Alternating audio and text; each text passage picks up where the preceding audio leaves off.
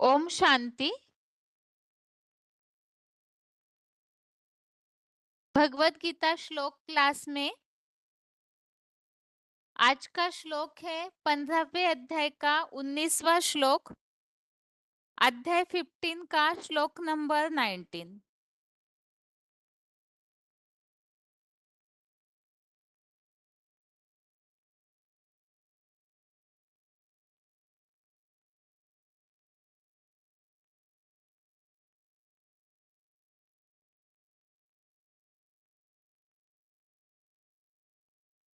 15वें अध्याय में अभी तक के श्लोकों में हमने काफी सारी बातें समझी है, जैसे कि सृष्टि वृक्ष का कथन और इसमें किस तरह से इस मनुष्य सृष्टि रूपी वृक्ष को, मनुष्यों के इस विस्तार को एक वृक्ष के रूप में बताया हुआ है और इसमें अनेक धर्मों की आधारमूर्त जड़ें, अधोमुखी अधोमुखी शाखाएं, छंद रूपी पत्ते, इन सबको मिलकर के ये अश्वत्थ वृक्ष जो है वो बीज अविनाशी है। और इसके लिए बताया हुआ है कि द्वापर युग से गुणों के कारण ये सृष्टि वृक्ष किस तरह से बढ़ कर के विस्तार पाता है और जो अनेक प्रकार की बाइप्लाट जड़ें है वो कर्मों को बांधने वाली है, जो मनुष्य लोक में टोटल फैली हुई है। और इसीलिए बताया है सर्वधर्मान परित्यज्य मामेकम शरणम व्रज। अर्थात इस मनुष्य सृष्टि में अनेक धर्मों का जब विस्तार हो जाता है जो कर्मों को बांधने वाले हैं, इस कारण बताया एक भगवान की शरण में जाना चाहिए।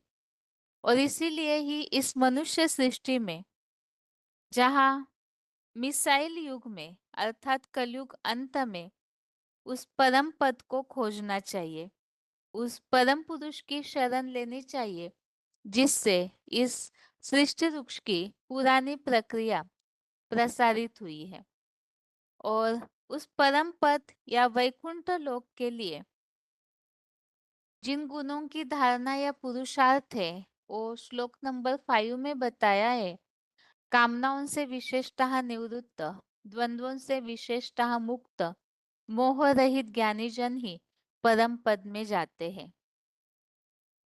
इसके अलावा परम पिता के धाम के बारे में बताया हुआ है कि वो परम धाम है जहां से वापिस नरक की दुनिया में नहीं लौटते हैं 2500 वर्ष तक।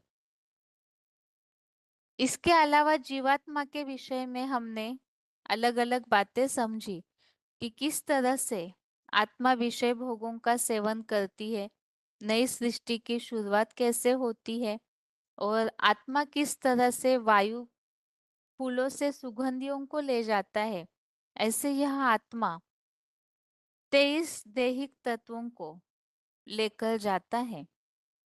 इसके अलावा इस आत्मा को ज्ञान नेत्र वाले ही देख पाते हैं, महामूर्ख नहीं, ये बताया हुआ है।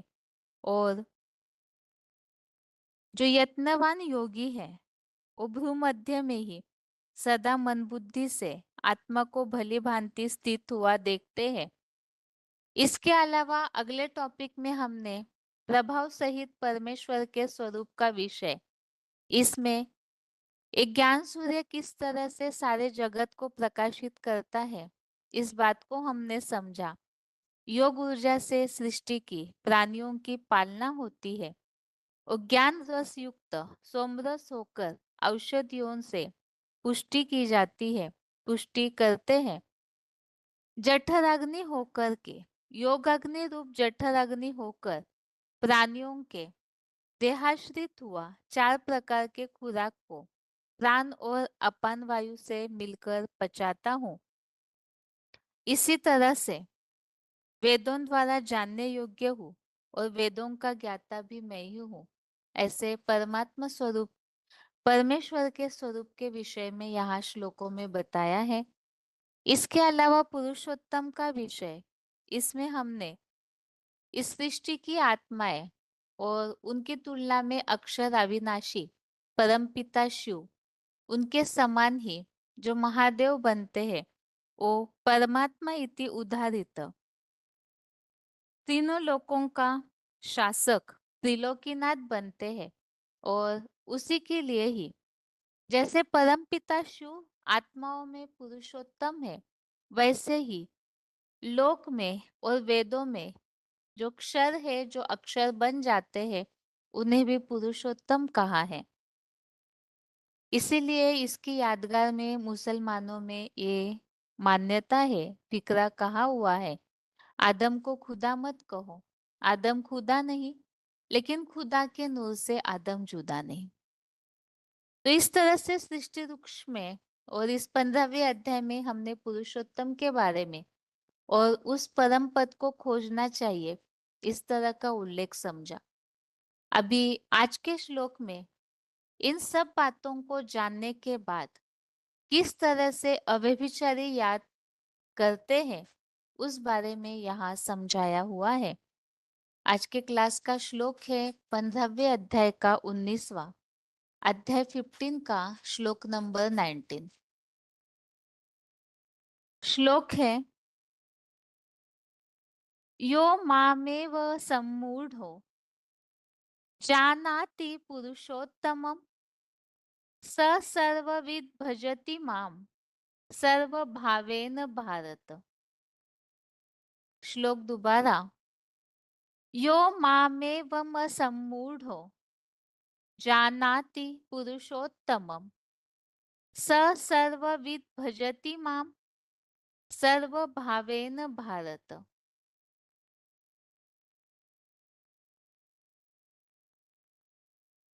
श्लोक का उच्चारण एक बार फिर से, यो मामेवम सम्मूढ़ो जानाति पुरुषोत्तमं स सर्वविद भजति माम सर्वभावेन भारत।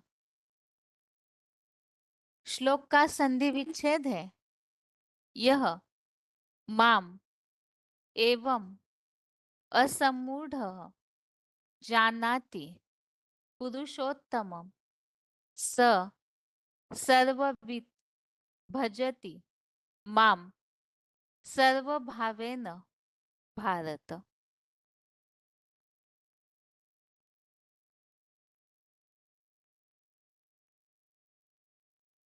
श्लोक का संधि विच्छेद दोबारा,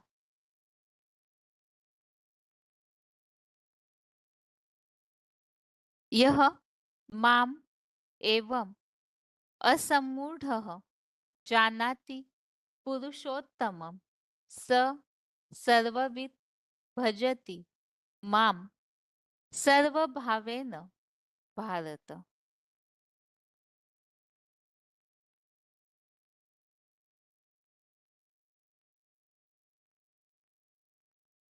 शब्दों के अर्थ है, भारत अर्थात भारत,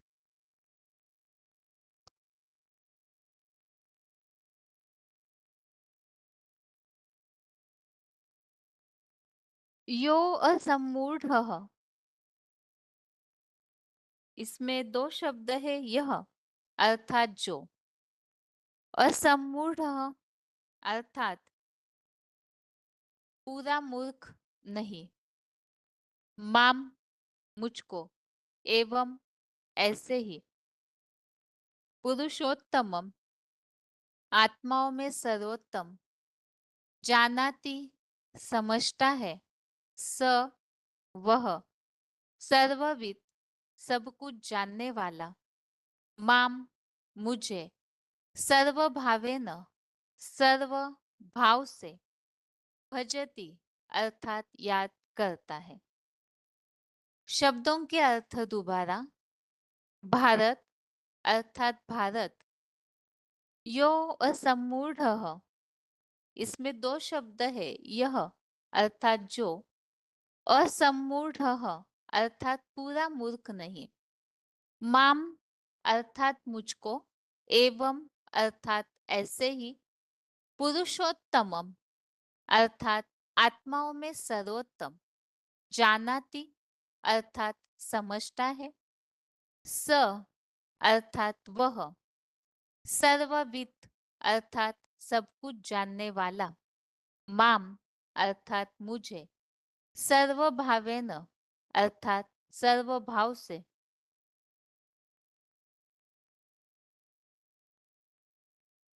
भजति अर्थात याद करता है। श्लोक का अर्थ है, हे भारत, जो पूरा मूर्ख नहीं, मुझको ऐसे ही आत्माओं में सर्वोत्तम समझता है, वह सब कुछ जानने वाला मुझे सर्वभाव से याद करता है। तो यहाँ पर श्लोक में इस बात को बताया हुआ है कि जो मुझको अर्थात परमपिता को ऐसे ही पुरुष रूप आत्माओं में सर्वोत्तम को समझता है, वह सब कुछ जानने वाला मुझे ही सर्वभाव से याद करता है। अर्थात यहाँ जो सर्वोत्तम को समझता है, जिसकी जानकारी हो जाती है कि इस सृष्टि में सर्वोत्तम कौन है, वो फिर एक भगवान को ही सर्वभाव से याद करता है। श्लोक का क्लैरिफिकेशन सहित अर्थ है,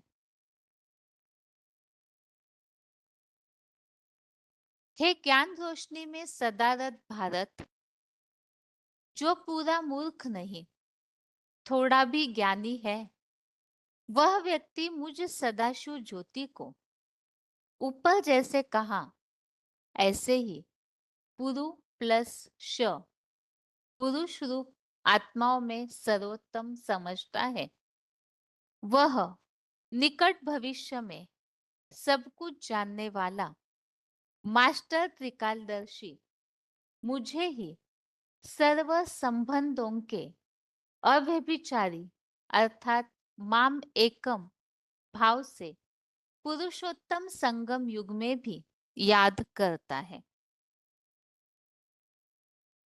तो इस तरह से यहाँ इस बात को बताया हुआ है। अभी तक के श्लोकों में ऊपर हमने 3 श्लोक जो समझे, उसमें परमात्मा जो इस सृष्टि की सर्वोत्तम आत्मा है, जो अक्षर बन जाती है शिव समान, तो महादेव के बारे में बताया है। और जैसे श्लोक नंबर 18 में हमने समझा, जो शिव समान बन जाते हैं तो उनको ही वेदों में पुरुषोत्तम कहा है।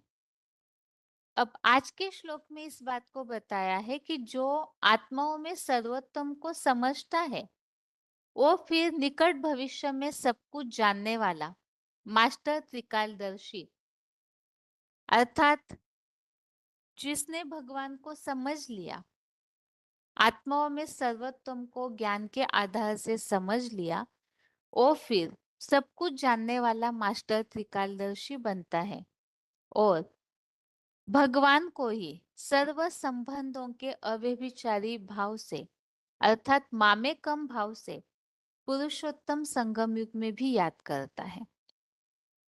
तो यहाँ मूल बात तो यही है कि जिसने भगवान को ही सब कुछ मान लिया, जाना कि इनके अलावा, जैसे 12वें अध्याय में प्रिय भक्तों की जहाँ बात चल रही थी, तो उसमें ऐसे बताया हुआ है कि जिसने इस बात को समझ लिया कि भगवान ही इस सृष्टि की सर्वोत्तम सत्ता है, सब कुछ है, वो फिर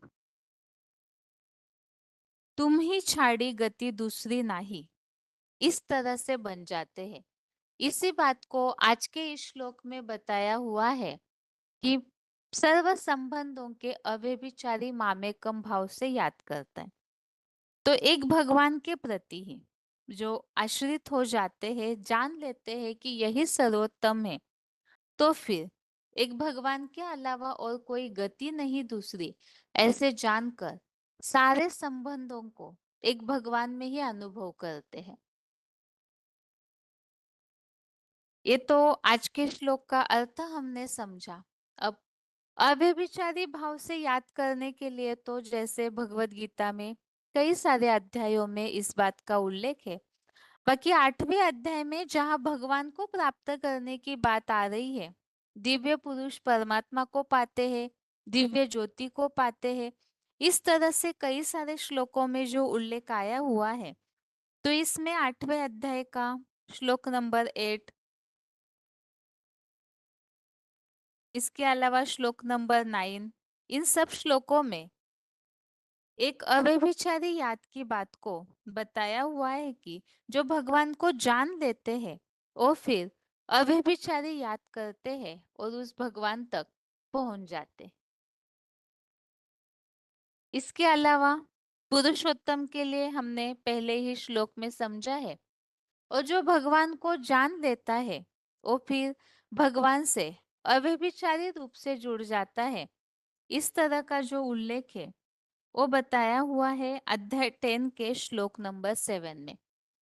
यह आज के श्लोक में जो बात आई है कि जो आत्माओं में सर्वोत्तम को समझता है ज्ञान के आधार से, क्योंकि ऊपर बात आई है जो थोड़ा भी ज्ञानी है वह आत्माओं में सर्वोत्तम को समझता है, और जो समझता है फिर अव्यभिचारी याद करता है।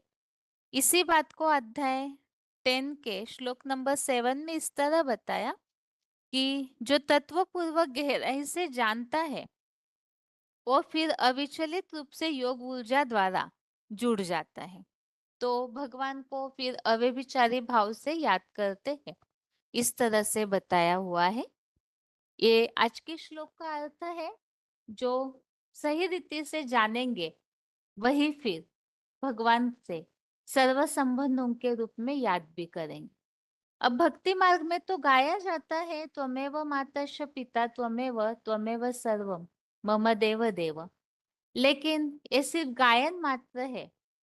अब बिना जाने तो वो जो प्राप्तियां है, जो अव्यभिचारी याद है, वो नहीं हो सकती। इसी बात का महत्व आज के इस श्लोक में समझाया है।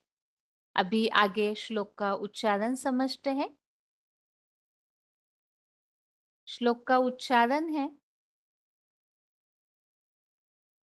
यो मामेवमसम्मूढो जानाति पुरुषोत्तमं स सर्वविद् भजति मां सर्वभावेन भारत। हे ज्ञान की रोशनी में सदारत भारत, जो पूरा मूर्ख नहीं थोड़ा भी ज्ञानी है, वह व्यक्ति मुझ सदाशिव ज्योति को ऊपर जैसा कहा ऐसे ही पुरु प्लस्शा रूप आत्माओं में सर्वोत्तम समझता है। वह निकट भविष्य में सब कुछ जानने वाला मास्टर त्रिकालदर्शी मुझे ही सर्व संबंधों के अव्यभिचारी मामेकम भाव से पुरुषोत्तम संगमयुग में भी याद करता है। यो मामेवमसम्मूढो जानाति पुरुषोत्तमं स सर्वविद् भजति मां सर्वभावेन भारत। हे ज्ञान की रोशनी में सदारत भारत, जो पूरा मूर्ख नहीं थोड़ा भी ज्ञानी है, वह व्यक्ति मुझ सदाशिव ज्योति को ऊपर जैसा कहा ऐसे ही पुरु प्लस्शा रूप आत्माओं में सर्वोत्तम समझता है। वह निकट भविष्य में सब कुछ जानने वाला मास्टर त्रिकालदर्शी मुझे ही सर्व संबंधों के अव्यभिचारी मामेकम भाव से पुरुषोत्तम संगमयुग में भी याद करता है।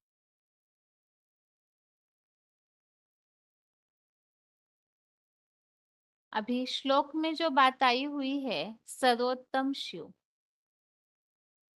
श्लोक में जो उल्लेख आया हुआ है आत्माओं में सर्वोत्तम को समझता है, तो यहाँ सदाशिव ज्योति जो है उन्हीं के लिए बात बताई हुई है कि जो इस तरह से पुरुष रूप आत्माओं में सर्वोत्तम मुझको समझता है, तो किस तरह से वो सर्वोत्तम है उस बात को इस पॉइंट में बताया है।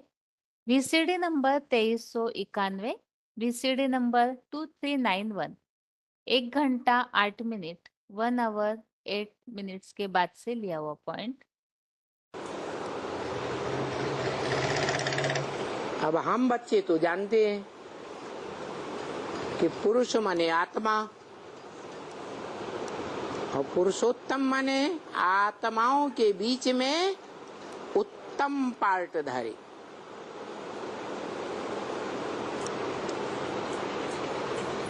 तो कौन हुआ?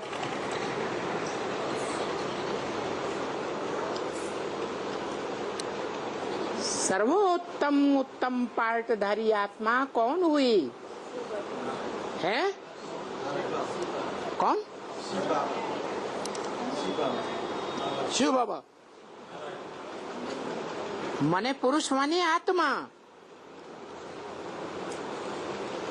और पुरुषों में उत्तम जो भी आत्माएं हैं उनमें उत्तम पार्ट बजाने वाली। बदल गई? चलो बदल गई, ठीक हुआ। शिव बाप। लेकिन शिव बाप इस संसार में उत्तम पार्टधारी कहा जाए, सदाशिव कहा जाए,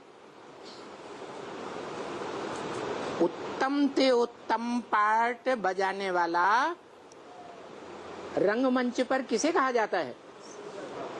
हैं? अभी बताया किसी ने, हीरो पार्टधारी। वो उत्तम ते उत्तम पार्टधारी होता है, रंगमंच पर पार्ट बजाने वाला। भले उससे भी ज्यादा होशियार एक और होता है रंगमंच पर। कोई होता है? कौन? डायरेक्टर, जो पर्दे के पीछे सदैव रह करके डायरेक्शन देता है।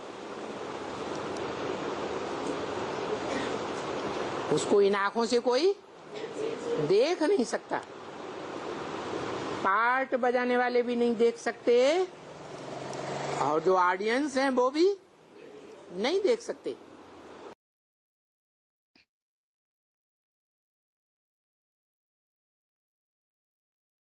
श्लोक में जो बात आई है, सर्व संबंधों से अव्यभिचारी भाव से याद, मामेकम याद करो, ये जो मुरलियों में बात आती है, तो सर्व संबंधों के रूप में अव्यभिचारी भाव से याद करना अर्थात क्या, इस बात को इस बार पॉइंट में स्पष्ट किया है। VCD number 2223, VCD number 2223, 57 minute 57 minutes के बाद से लिया हुआ पॉइंट। वो एक ही जिसमें मुकर्रर रूप से शिव बाप प्रवेश करते हैं, वो ही संपन्न स्टेज प्राप्त करने पर शिव शंकर एक हो जाते हैं। दोनों आत्माएं निराकारी, निर्विकारी और निरहंकारी हो जाती हैं। तो जो आत्माएं दोनों मिलकर के एक हो जाती हैं, उनकी याद भारतवर्ष में अर्धनारीश्वर के रूप में दिखाया है। क्या? आधा बाप आधी माता, माता पिता कंबाइन। तो क्या कहते हैं? अंग्रेजी वो संस्कृत में कहते हैं त्वमेव माता, माने तुम माने तू ही मेरी माता है। तो तू जिसको कहा वो एक है या दो चार है? एक है। तुम माने तू माने एक। संस्कृत में युवाम दो को कहते हैं, यूयम तुम सब को कहते हैं। तो तुम बोला त्वमेव माता च पिता, तुम एक ही हो जो मेरी माता भी हो और पिता भी हो। त्वमेव सर्वम मम देव देव, त्वमेव बंधु च सखा, त्वमेव माना तुमसे मेरे सर्व संबंध हैं। तो यहां के लिए बोला कि जो बच्चे भगवान के साथ प्रैक्टिकल में, प्रैक्टिकल माना शरीर के साथ, जिस संबंध की अनुभूति नहीं कर पाएंगे उस संबंध के लिए जन्म जन्मांतर तड़पते रहेंगे। क्या? यहां अनुभूति नहीं की कोई संबंध की तो 63 जन्मों में 84 जन्मों में भी नहीं कर सकेंगे। अरे 63 जन्मों में 84 जन्मों में सुप्रीम सोल आता है संबंध जोड़ने के लिए। फिर शूटिंग तो हम यहां कर रहे हैं सब संबंधों की, कोई कर रहे हैं कोई नहीं कर रहे हैं। भारतवासियों के लिए गायन है तो भगवान के साथ सर्व संबंध जोड़ते हैं। तो अब बताओ कि वो सर्व संबंध है के लिए कहां तड़पते रहेंगे और कहां नहीं तड़पेंगे? है संगम युग में शूटिंग करते हैं और ब्रॉड ड्रामा में प्रैक्टिकल होता है।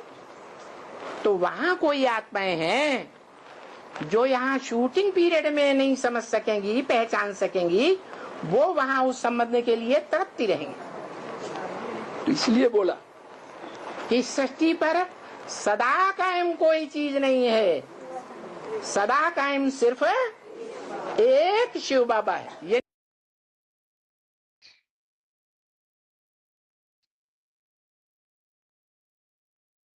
VCD number 2292, VCD number 2292। 1 घंटा 18 मिनट 1 आवर 18 मिनट्स के बाद से लिया हुआ पॉइंट है। इस पॉइंट में भी इस बात को बताया हुआ है, सर्व संबंधों के अव्यभिचारी भाव से याद। पिछले पॉइंट में हमने इस बात को समझा कि वो एक ही हस्ती है जिनके साथ भगवान ही है, ऐसी हस्ती जिनके साथ सर्व संबंध होते हैं, जिसका भक्ति मार्ग में भी गायन है। तो अव्यभिचारी याद कैसे होनी चाहिए? मन मना भव, मेरे मन में समा जा। अव्वल नंबर का महामंत्र है त्वमेव माता च पिता त्वमेव। एक शख्सियत कौन है? कौन? शिव अकेला नहीं। शिव अकेला कहेंगे तो बाप है, बाबा नहीं है। मेरी बिंदी का ही नाम शिव है।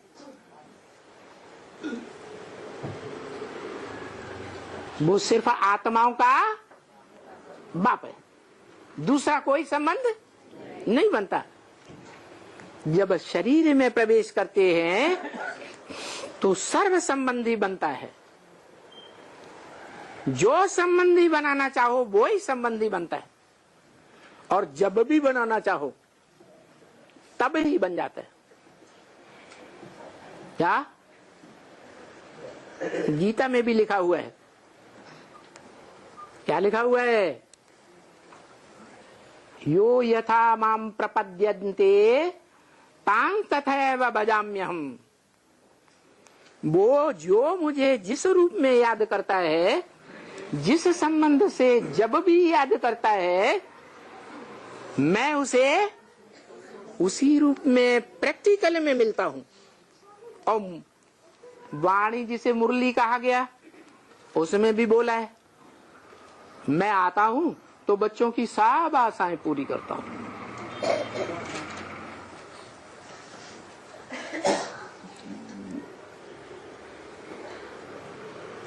तो क्या पुरुषार्थ बताया है?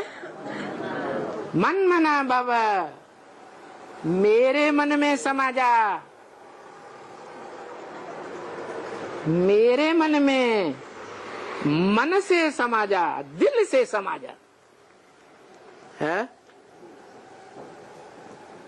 कि ज्ञानेंद्रियों से और कर्मेंद्रियों से समा जा? कौन सी इंद्रिय से समा जा? मन से समा जा। दिल दे दे मन संपूर्ण अर्पण कर दे,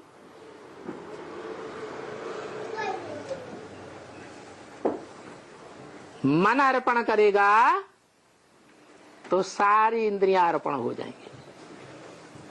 मन अर्पण नहीं किया तो सारी इंद्रियां प्रैक्टिकल में अर्पण नहीं हो सकती, और प्रैक्टिकल में अर्पण होंगी तब जब भगवान के प्रैक्टिकल रूप को जानेंगे।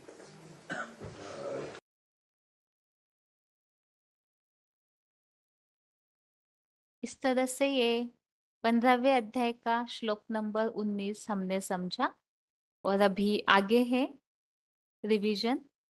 रिवीजन के लिए श्लोक नंबर है 12वें अध्याय का 6वां, अध्याय 12 का श्लोक नंबर 6। 12वें अध्याय में हम समझ रहे हैं अर्जुन के प्रश्न का उत्तर, सगुण या निर्गुण उपासी कौन अधिक योग के मर्म को जानते हैं। इस पर भगवान ने अर्जुन को समझाया है कि ऐसे परम श्रेष्ठ योगी जो ध्रुव तारा की मिसल कूटस्थ अर्थात ऊंची स्टेज में जो निवास कर रहे हैं, तो ऐसे जो साकार है उनकी वो स्थिति और उनमें निराकार को जो याद करते हैं, तो ऐसे योगी जो है वो श्रेष्ठतम माने गए हैं। साकार में निराकार को याद करने वाले और साथ में पूरी तरह से तन मन धन को अर्पित करने वाले जो है वो श्रेष्ठतम योगी कहे गए हैं।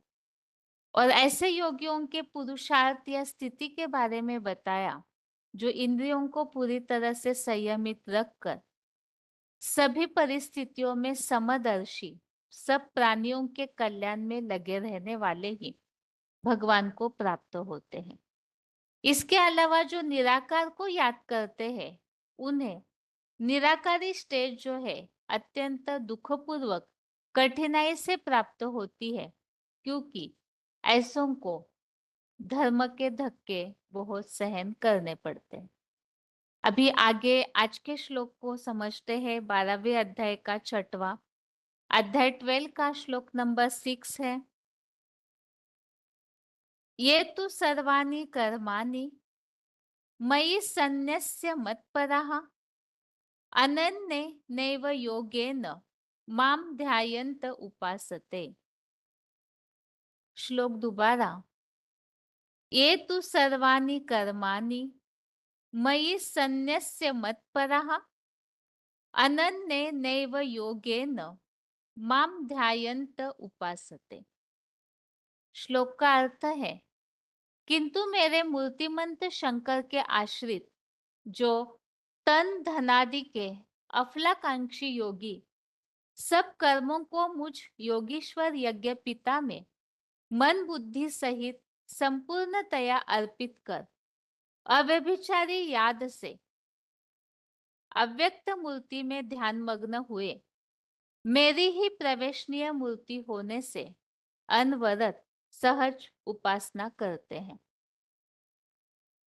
तो यह बताया कि जो सगुण उपासी है अर्थात साकार में निराकार को याद करने वाले, तो ऐसों के लिए यह बताया है कि मूर्तिपंत शंकर के आश्रित जो तन धनादि के अफलाकांक्षी योगी है, वो पूरी तरह से सारे कर्मों को अर्थात जो भी अपने दुनियावी कर्म है, तो उन सबको योगीश्वर यज्ञ पिता में अर्थात ईश्वरीय यज्ञ सेवा में संपूर्णतया अर्पित कर अव्यभिचारी याद से अव्यक्त मूर्ति में ध्यान मग्न हुए एक भगवान की ही सहज अनवरत अर्थात निरंतर उपासना करते हैं। अर्थात जैसे मुरलियों में ये बात आती है, अव्यभिचारी निरंतर याद होनी चाहिए। यहाँ बात आई है अव्यभिचारी याद भी हो और अनवरत सहज उपासना अर्थात निरंतर याद भी हो, सहज भी हो। तो उसके लिए जैसे मुरलियों में ये बात आती है हमेशा कि तन मन धन सब कुछ तेरा। तो इस तरह से जो अर्पणमय होकर के चलते हैं, सब कुछ एक ईश्वरीय सेवा में लगाते हैं, सब धंधों में है नुकसान सिवाय एक ईश्वरीय धंधे के, इस तरह से जो भावनात्मक होकर सेवा करते हैं, तो वही अखंड और निरंतर अव्यभिचारी याद कर पाते हैं। इस तरह से याद के बारे में इस श्लोक में समझाने दी हुई है। अव्यभिचारी याद और निरंतर याद कौन कर सकते हैं? अभी श्लोक में जो बात आई है, पूरी तरह से कर्मों को अर्पण करने की बात, सब कर्मों को संपूर्णतया अर्पित करने की बात। तो इस बात के लिए एक तो तीसरे अध्याय का 30वां अध्याय 3 का श्लोक नंबर 30, इसमें भी इसी तरह से उल्लेख आया है कि जो कुछ भी है वो सब कुछ आध्यात्मिक बुद्धि से मेरे अर्थ अर्पण कर। अध्याय 3 का श्लोक नंबर 30 में इस तरह से उल्लेख है, आध्यात्मिक बुद्धि से मेरे में सब यज्ञार्थ श्रेष्ठ कर्मों को अर्पण कर, आशाहीन ममताहीन निस्ताप हुआ तू धर्म युद्ध कर। और इसी तरह से जैसे कि अध्याय 9 का श्लोक नंबर 27, इस श्लोक में भी पूरी तरह से सब कुछ अर्पण करने की बात आई हुई है। यत् करोषि यदश्नासि यज्जुहोषि ददासि यत् तपस्यसि कौन्तेय तत्कुरुषो मदर्पण। इसमें भी सब कर्मों को अर्पण करने की बात आई हुई है। जो तू करता है, खाता है, यज्ञ सेवा करता है, जो देता है, जो तप करता है, वो मुझ शिव बाबा को अर्पण कर। और इसी तरह से अध्याय 18 का श्लोक नंबर 57, 18वें अध्याय का 57वां श्लोक, अध्याय 18 का श्लोक नंबर 57, इसमें भी इस तरह से बात आई है, सब कर्मों को मन बुद्धि पूर्वक मुझ लिंग मूर्ति में समर्पित कर।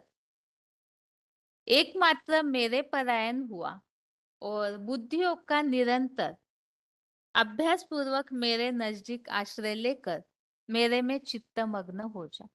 तो यहाँ भी सब कुछ एक भगवान में अर्पण करके अव्यभिचारी याद की बात आई हुई है कि मेरे में चित्त मग्न हो जा, अर्थात एक भगवान में ही पूरी तरह से मन लगाने की बात। बाकी श्लोक में यहाँ अव्यभिचारी याद की जो बात आई है, इसके लिए तो 8वें अध्याय के कई सारे श्लोक हमने समझे हैं ही। अध्याय 8 का श्लोक नंबर 8, अध्याय 8 का श्लोक नंबर 14, इन दोनों श्लोकों में अव्यभिचारी याद की बात है। इसी तरह से अध्याय 9 का श्लोक नंबर 22, इसमें भी सर्व समर्पित उपासक वही अव्यभिचारी याद करते हैं, इस तरह से उल्लेख है। अध्याय 9 का श्लोक नंबर 30, 9वें अध्याय का श्लोक नंबर 30 और इसके अलावा 11वें अध्याय का 54, इसमें भी अव्यभिचारी याद की बात आई है।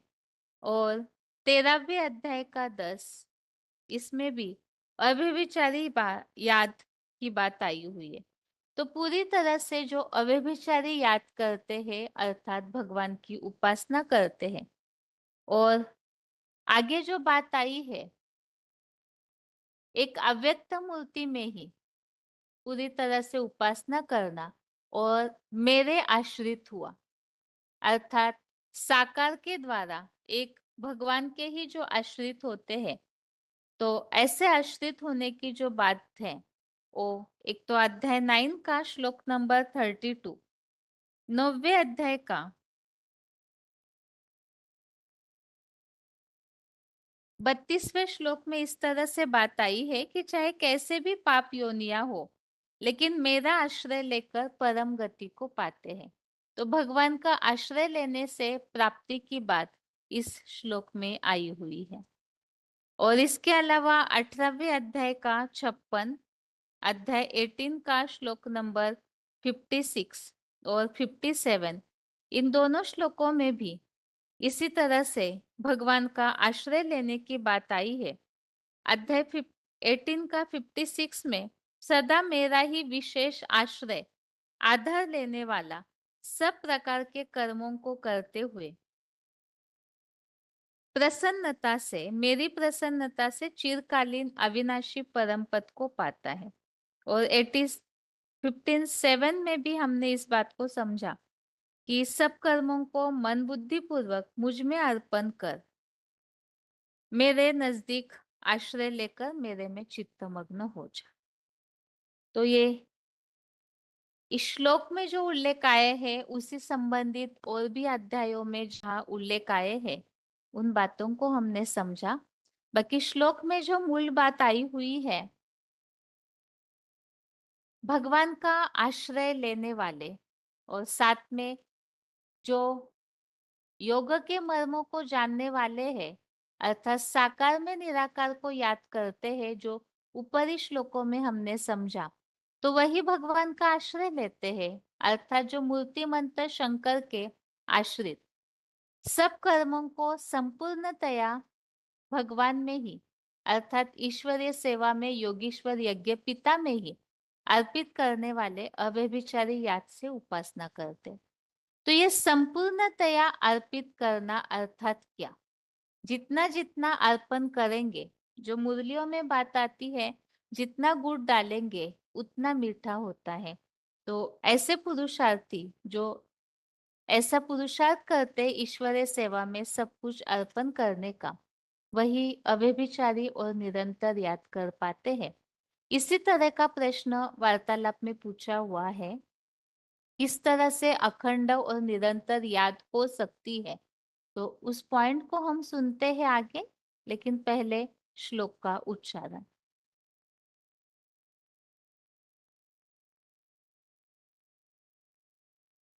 तु सर्वाणि कर्माणि मयि सन्न्यस्य मत्पराम् अनन्येनैव योगेन मां ध्यायन्त उपासते। किंतु मेरे मूर्तिमंत शंकर के आश्रित जो तन धनादि के अफलाकांक्षी योगी सब कर्मों को मुझ योगीश्वर यज्ञ पिता में मन बुद्धि सहित संपूर्णतया अर्पित कर अव्यभिचारी याद से अव्यक्त मूर्ति में ध्यान मग्न हुए, मेरी ही प्रवेशनीय मूर्ति होने से अनवरत सहज उपासना करते हैं। तु सर्वाणि कर्माणि मयि सन्न्यस्य मत्पराम् अनन्येनैव योगेन मां ध्यायन्त उपासते।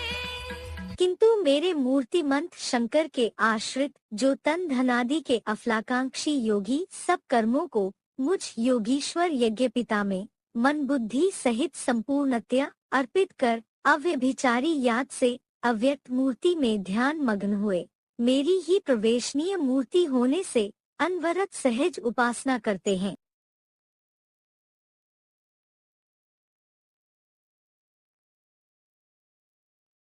श्लोक में जो अभी हमने उल्लेख समझा है कि मन बुद्धि को पूरी तरह से एक भगवान में अर्पण कर अव्यभिचारी याद करते हैं, तो इसी संबंधित एक प्रश्न पूछा हुआ है कि किस तरह से अर्पण करना है जिससे अव्यभिचारी याद हो, निरंतर याद हो।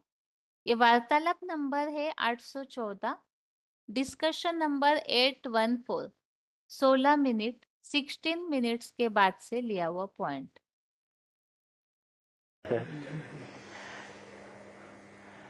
जितना गुड़ डालेंगे उतना मीठा होगा। क्या? जहां हमारा तन होगा वहां हमारा मन की याद होगी। तन हम अपने बाल बच्चों की सेवा में ही लगाए थे, तो मन कहाँ जाएगा? भगवान में जाएगा? है? तो नहीं जा सकता।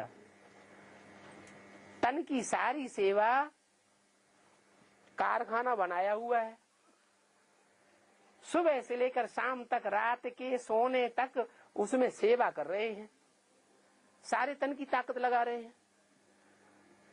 तो रात में सोते सोते कारखाना याद आएगा या भगवान याद आएगा?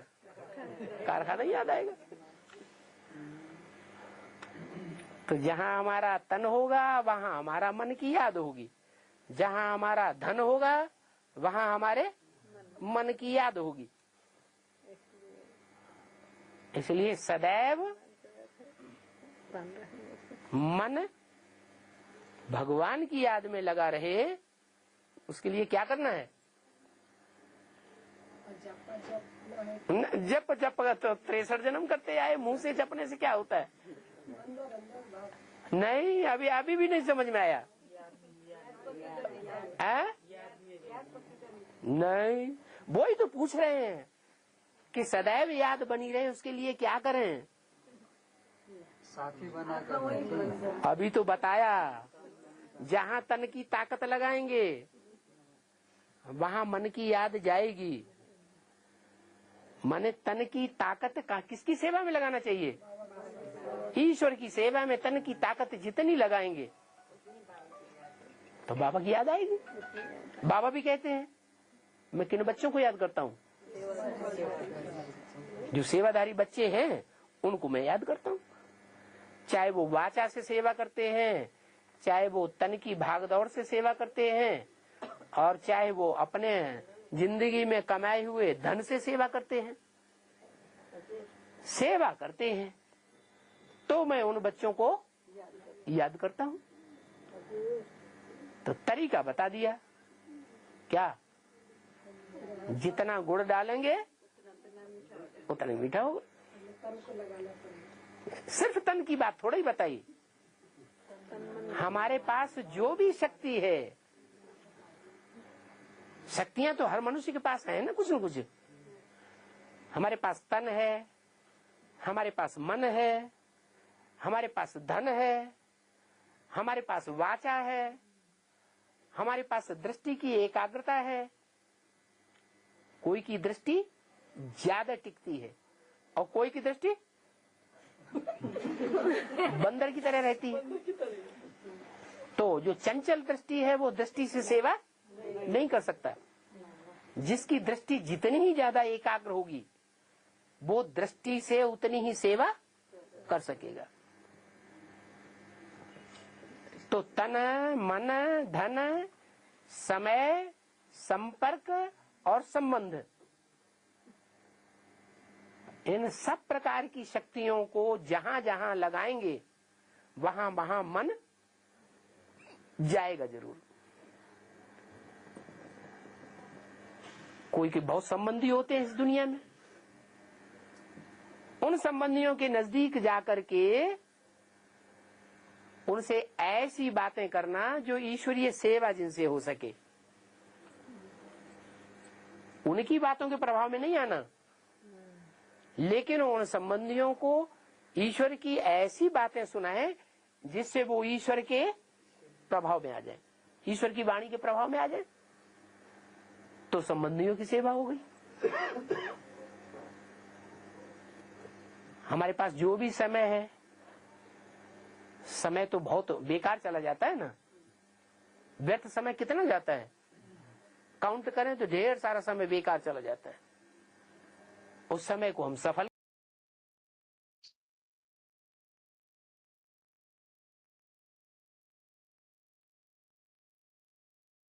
इस तरह से 12वें अध्याय के 6वें श्लोक में जो बात आई है, मन बुद्धि सहित संपूर्णतया अर्पण करना, अर्थात ईश्वरीय सेवा में पूरी ताकत लगाने से ही निरंतर याद होगी, और एक भगवान की सेवा में ही अगर पूरी तरह से अर्पण में होते हैं तो याद भी अव्यभिचारी होगी। अभी आज के श्लोक को एक बार रिवाइज करके आज का क्लास पूरा करते हैं। 15वें अध्याय का 19वां श्लोक, अध्याय 15 का श्लोक नंबर 19। श्लोक है, यो मामेवम सम्मूढ़ो जानाति पुरुषोत्तमं स सर्वविद भजति माम। सर्वभावेन भारत। श्लोक दोबारा। यो मामेवं सम्मूढ़ो जानाति पुरुषोत्तमम् स सर्वविद भजति माम सर्वभावेन भारत। अर्थात, हे ज्ञान की रोशनी में सदारत भारत, जो पूरा मूर्ख नहीं, थोड़ा भी ज्ञानी है, वह व्यक्ति मुझ सदाशिव ज्योति को ऊपर जैसे कहा ऐसे ही पुरु प्लस श अर्थात पुरुष रूप आत्माओं में सर्वोत्तम समझता है।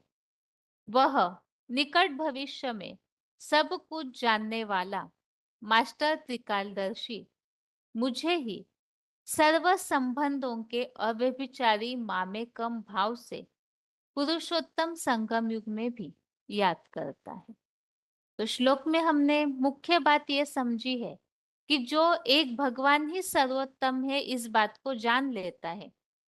क्योंकि 15वें अध्याय में हमने ऊपर तो सृष्टि वृक्ष का कथन समझा, किस तरह से अनेक प्रकार की शाखाएं, उपशाखाएं, पत्ते इस सृष्टि वृक्ष में फैल जाते हैं, और ये जो अनेक प्रकार की कर्मानुबंधिनी मनुष्य लोके ऐसे जो बताया है, कर्मों में बांधने वाली ये जड़ें, तो इसीलिए ही परम पुरुष को, परम पद को खोजना चाहिए, ऐसे ऊपर के श्लोकों में हमने समझा। अभी यहाँ 15वें अध्याय के अंतिम श्लोकों में इस बात को बताया जा रहा है कि जो मुझे सदाशिव ज्योति को पुरुष रूप आत्माओं में सर्वोत्तम समझता है, वह निकट भविष्य में सब कुछ जानने वाला मास्टर त्रिकालदर्शी मुझे ही सर्व संबंधों के अव्यभिचारी मामेकम भाव से पुरुषोत्तम संगम युग में भी याद करता है। तो भगवान की पहचान से ये अनेक प्रकार के जो बंधन है उनसे छूट जाएंगे, और ऐसे जो मास्टर त्रिकालदर्शी है, अव्यभिचारी भाव से सर्व संबंधों से, जो भक्ति मार्ग में गाया है, त्वमेव माताश्च पिता त्वमेव त्वमेव सर्वम मम देव देव, इस सर्व संबंधों की भाव से, अव्यभिचारी भाव से एक भगवान को ही याद करता है। इस तरह से ये आज दोनों श्लोकों का अर्थ हमने समझा। रिवीजन में 12वें अध्याय का 6वां और 15वें अध्याय का 19वां श्लोक। और इसके साथ ही आज के लिए गीता क्लास यहाँ ही पूरा करते हैं। ओम शांति।